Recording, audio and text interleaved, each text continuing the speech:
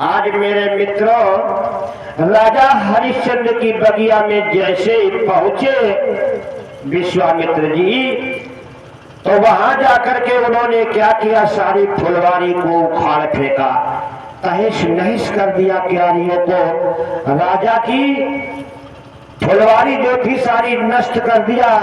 और माली ने जैसे ही देखा कि हमारी बाग में कोई शुकर आ गया है, उसने लाठी उठाया और लाठी उठा करके दौड़ा उसको मारने के लिए। तो माली की जंघा के बीच से निकल करके उसकी जंघा को भी फाड़ दिया। आज माली लहू लुहान होकर उसी बगीचे में गिर जाता है। पैर में जैसे तैसे उसने गमछे से बांधा और रोता बिलखता हुआ गया महाराज हरिश्चंद्र के दरबार में और कहता है, मेरे साथियों, राजा हरिश्चंद्र के यहाँ गया तो दरवाजे से आवाज लगाई माली ने, कहा, सुनो राजा, महाराज बगिया में एक शुकर आ गया है, उसने सारी बगिया को उजाड़ दिया है। और जब हम उसे भगाने के प्रयास किया तो देखो महाराज मेरी जंघा भी फाड़ दिया, खून खूब बह रहा है, मेरे बस की नहीं है। महाराज आप ही चलिए, अपना धनुष बाण लेकर के चलिए महाराज, उस शुकर से हमारी फुलवारी की रक्षा कीजिए और हमारे प्राणों की भी रक्षा कीजिए। आज मेरे मित्रों राजा हरिश्चंद्र ने जवाब दिया,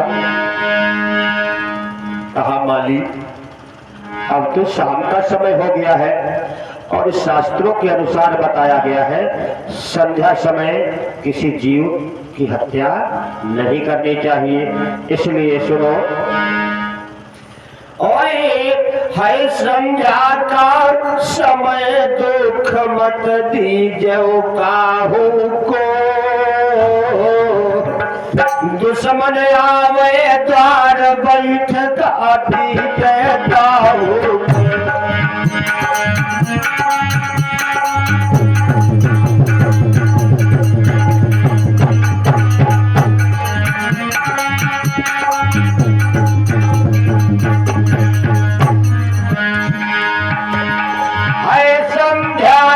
समय दुख मत दीजिए काहू,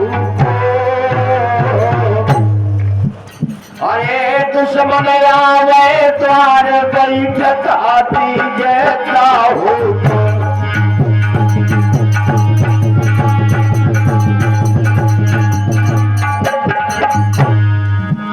लौटने तो बगिया को जइयो रे, लौटने तो बगिया को जइयो, चौतरफा घेरवाए आज शुकर देखे रहियो। लौटने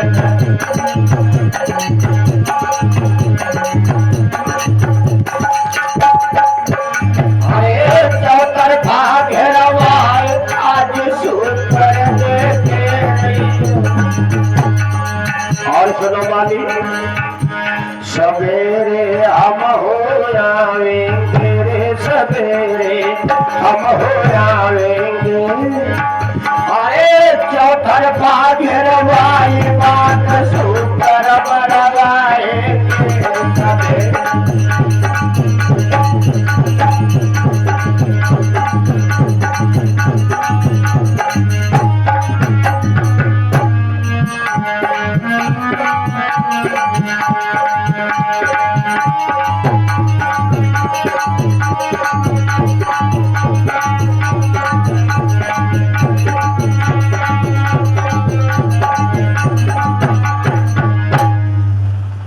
माली तू जा और चारों तरफ बात को घिरवा लो सैनिकों को ले जाकर के, और हम सवेरे जैसे ही प्रातःकाल होगा पूजन वंदन करने के बाद में मैं आऊंगा बाग में और देखूंगा कैसा शुकर है।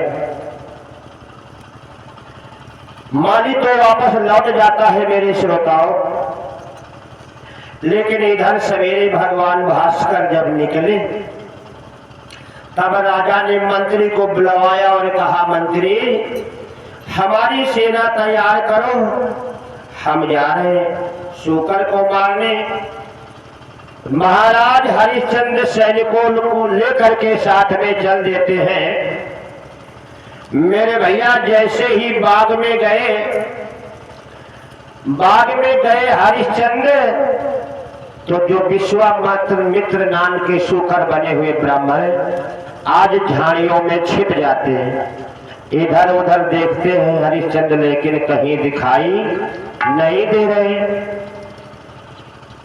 तो हरिश्चंद्र जैसे ही थोड़ा आगे बढ़े मेरे श्रोताओं, विश्वामित्र ने एक ब्राह्मण का रूप धारण किया, एक संत का रूप धारण किया और राजा हरिश्चंद्र के सामने आ गए।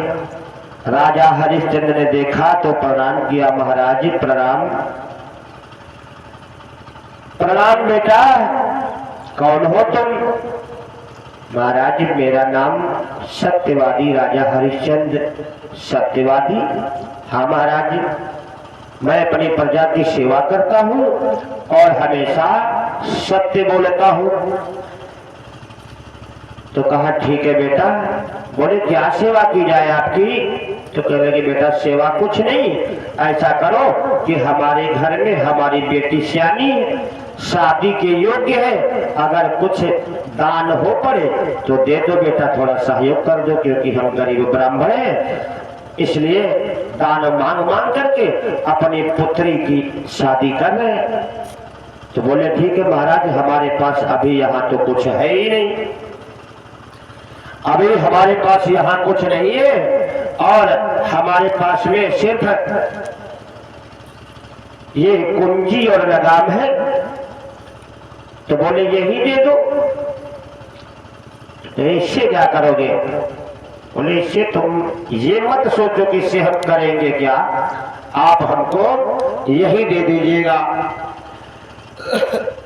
मेरे भैया विश्वामित्र ने कुंजी लगाम लिया, हरिश्चंद्र से संकल्प करवा लिया और कहने लगे महाराज और कुछ दानवान अगर लेना है तो घर चलो, घर में दान देंगे कि यहाँ कुछ है नहीं। तो बोले हाँ हाँ ठीक है, चलो हम घर भी चलेंगे।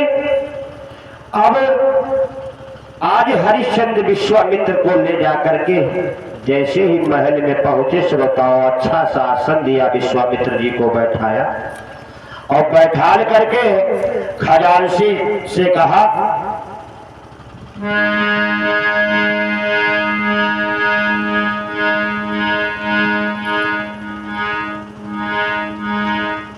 विश्वामित्र बोले महाराज हमें 60 भार सोना दे दीजिए, उसी में हमारी लड़की की शादी हो जाएगी। बोले ठीक है कोई बात नहीं।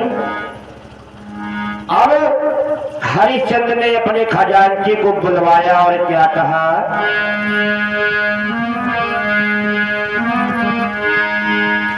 राजा ने खजांची बुलवायो, आज्ञा दी सोना लाने की।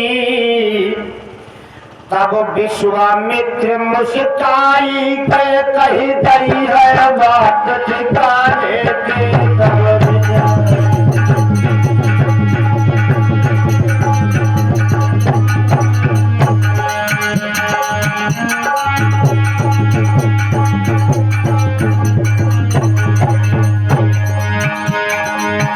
तब विश्वामित्र मुस्काई कहे कही गई है बात ठिकाने की। राजा ने खजांची बुलवायो या क्या नहीं सोना लाने की।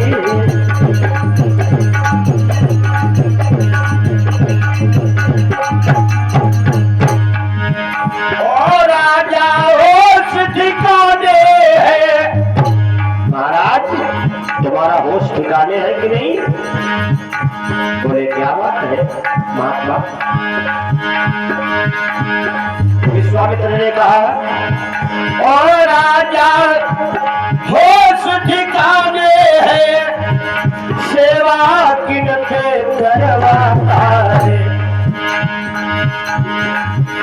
अधिकार तुम्हारा रहा नहीं, अब किन कर हुक्म चलाता है।